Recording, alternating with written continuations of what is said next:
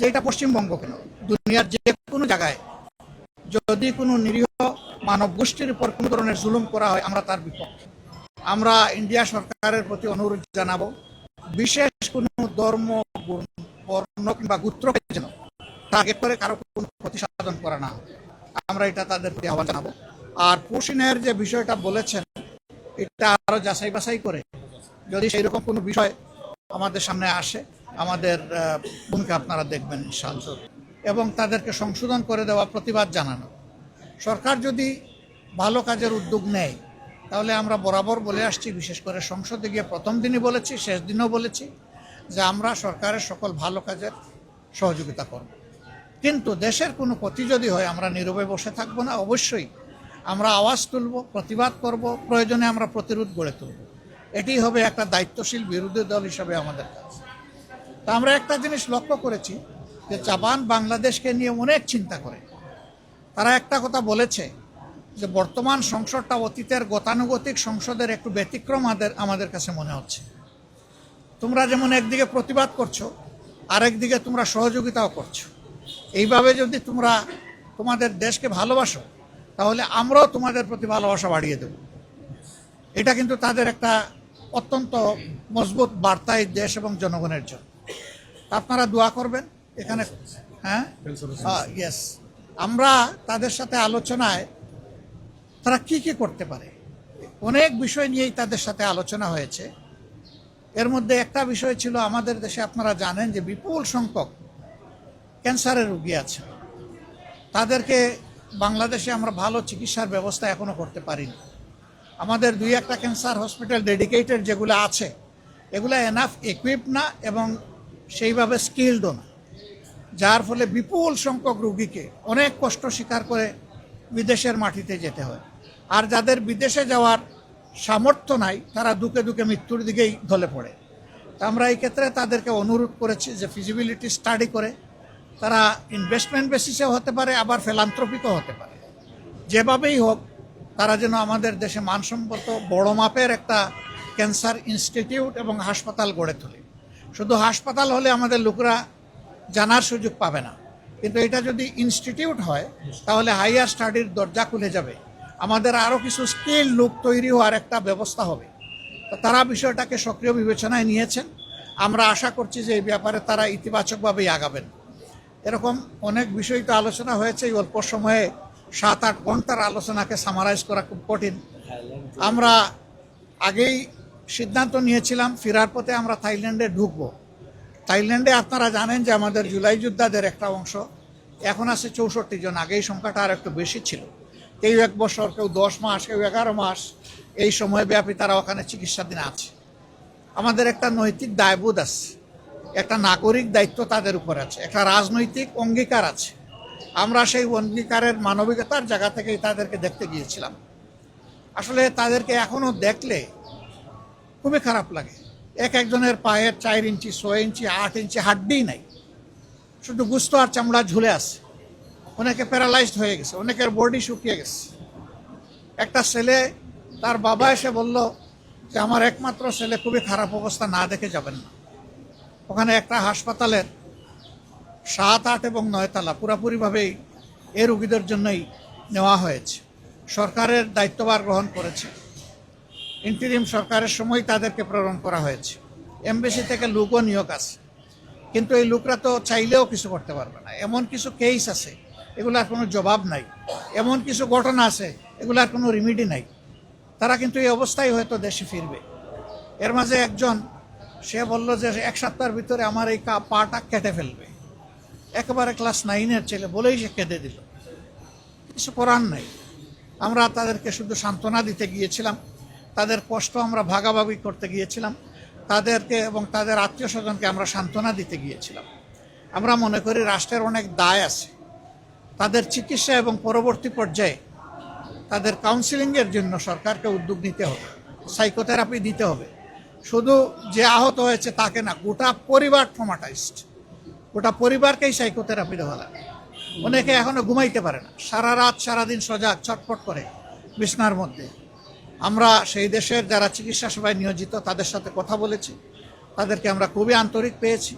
আমরা অনুরোধ করেছি যে তাদের সবটুকু দিয়ে যেন আমাদের এই কষ্টে থাকা লোকগুলোকে তারা সেবা দেন। আর আমাদের সরকারকে আমরা অনুরোধ করব, তারা এবং আরও যারা বাকি আছে তাদের দায় আমাদেরকে নিতে হবে, সরকারকে নিতে হবে।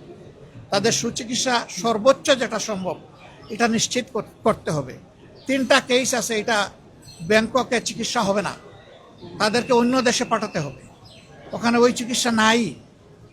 এটা বড় মাপের নার্ভ ইনজুরি, তাদেরকে মিনিমাম সিঙ্গাপুরে পাঠানো লাগবে। আমরা সরকারের সাথে এই নিয়ে কথা বলবো ইনশাআল্লাহ। তা আপনারা দোয়া করবেন। আর আমরা যেখানে গিয়েছি 2টা আওয়াজ খুব মজবুত ছিল। আমরা প্রবাসীদের সাথে যখন বসেছি তারা বলেছে আমাদের অনেক প্রবলেম আছে, কিন্তু আমাদের একটা দাবি খুবই জোরালো, এটা হলো গণভোটের রায় যেন বাস্তবায়ন হয়। আমরা ভোট দিয়েছি, আমরা যেন আমাদের ভোটের মূল্যায়ন হয়েছে এটা আমরা দেখতে পাই। আর এদেরকে যখন দেখতে গেলাম আজকে, আহতদেরকে, পঙ্গুদেরকে, এরা গলায় জড়াইয়ে ধরে বলল যদি সুস্থ হয়ে ফিরে যাই জাতির জন্য প্রয়োজন বারবার লড়াই করব। কিন্তু আমাদের গণভোটের রায় আর জুলাই সনদ 2টা যেন অক্ষরে অক্ষরে বাস্তবায়ন হয়। এখানে একটু শুভঙ্করের ফাঁকি আছে, আমরা কোনো ফাঁকি মানি না। আমরা A to Z বাস্তবায়ন চাই, এটা ছিল তাদের বক্তব্য, তাদের দাবি। কোনো ফাঁকি ঝুঁকি চলবে না, সব কিছু আমাদের প্রত্যাশার আলোকে হতে হবে। এই মেসেজগুলো আমরা নিয়ে এসেছি। আমরা তাদেরকে সম্মান করি, ধারণ করি, পুরো দেশকে আমরা ভালোবাসি। আমরা সবাই মিলে ইনশাআল্লাহ দেশের সমস্যারও সমাধান করে সামনে এগিয়ে যাব এবং দেশের উন্নয়নে আমরা সবাই মিলে একসাথে কাজ করব। বিরোধী দলীয় নেতা একটি প্রশ্ন আছে, আপনি নিশ্চয়ই সফরে খেয়াল করেছেন পশ্চিমবঙ্গে নির্বাচন হয়েছে, সেখানে বিজেপি ক্ষমতায় এসেছে, আসার পরে সেখানে যারা ইসলাম ধর্মের অনুসারী আছেন তাদের উপরে আমরা ব্যাপক নিপীড়নের খবর পাচ্ছি বা দেখতে পাচ্ছি, আপনিও দেখতে পাচ্ছেন। এটা নিয়ে আপনার মন্তব্য জানতে চাই। এবং সীমান্তবর্তী এলাকায় বলা হচ্ছে জামায়াতের এমপি অনেক নির্বাচিত হয়েছে, এখানে আপনাদের কোনো শঙ্কা আছে কিনা বা আপনাদের সাথে তাদের? আপনার তো 2 প্রশ্ন, আর এর সাথে উনি পুশিনের কথা বলেছেন। প্রথমটা হলো যে আমরা এই বিষয়গুলা অবজার্ভ করছি, পর্যবেক্ষণ করছি। আমরা পর্যবেক্ষণ করে এই ব্যাপারে প্রতিবেশী দেশ হিসেবে আমাদের যেটা করণীয় সেটা আমরা করব। 2 নম্বর হচ্ছে যে এটা পশ্চিমবঙ্গ কেন, দুনিয়ার যে কোনো জায়গায় যদি কোনো নিরীহ মানব গোষ্ঠীর উপর কোনো ধরনের জুলুম করা হয় আমরা তার বিপক্ষে।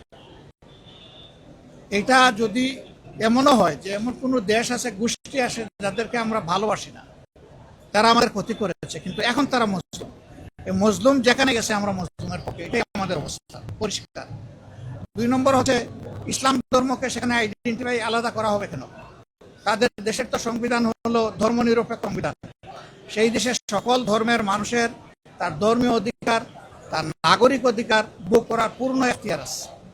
আমরা ইন্ডিয়া সরকারের প্রতি অনুরোধ জানাবো বিশেষ কোনো ধর্ম, বর্ণ কিংবা গোত্রকে যেন টার্গেট করে কারো কোনো ক্ষতি সাধন করা না, আমরা এটা তাদের প্রতি আহ্বান জানাবো।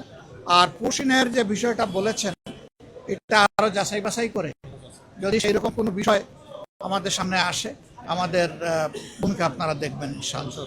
আমরা কোনো অন্যায়ের ব্যাপারেই নীরব থাকবো না। প্রতিবেশীকে আমরা সম্মান করি, কিন্তু কোনো প্রতিবেশী আমাদেরকে অপমান করবে এটাও কারো কাছ থেকে আমরা চাই না।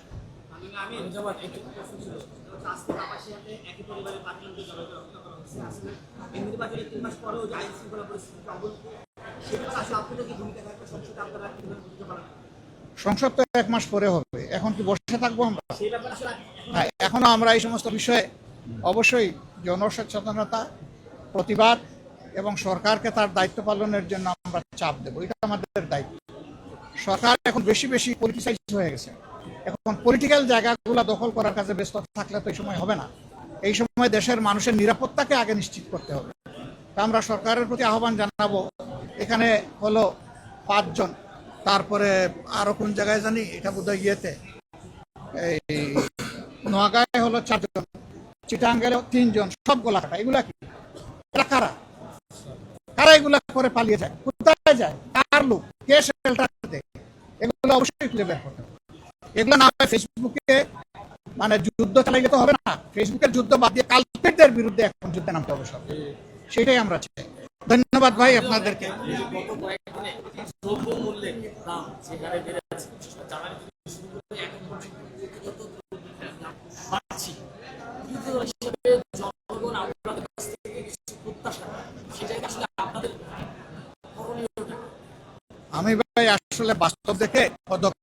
মানুষ। আমি মানে এখানে নেমেই নিয়ত করেছি, সম্ভব হলে আজকে ঢুকবো, না হলে কালকে ঢুকবো। আমি যাব পাইকারি বাজারে, আমি যাব খুচরা বাজারে, আমি যাব যেখান থেকে মালগুলো আসে, এটা 200 মাইল দূরে হলে ওখানেও যাব। ওখানে উৎপাদন স্থলে এটার দাম কত, এখানে আসার পরে পাইকারি মার্কেটে কত, তারপরে খুচরা মার্কেটে কত, এই তিনটা যাচাই করার পরে আমরা আমাদের ভূমিকা নিব ইনশাআল্লাহ। আমরা চুপ থাকবো না। বাংলাদেশের চুক্তি নিয়ে বেশ কথা হচ্ছে এবং এটা বাংলাদেশের কোনটার সাথে? যুক্তরাষ্ট্রের সাথে। জি জি। বাংলাদেশের ইন্টেরিয়ামের গভর্নমেন্টের সময় যে চুক্তিটা হয়েছে সেই চুক্তি নিয়ে দেশের মানুষ অনেক দিন ধরে কথা বলছে এবং তারা সন্দিগ্ধ এই বিষয়টি নিয়ে বিরোধী দল। দেখেন, এইটাই একমাত্র চুক্তি না, আরো বহু অসম চুক্তি আছে।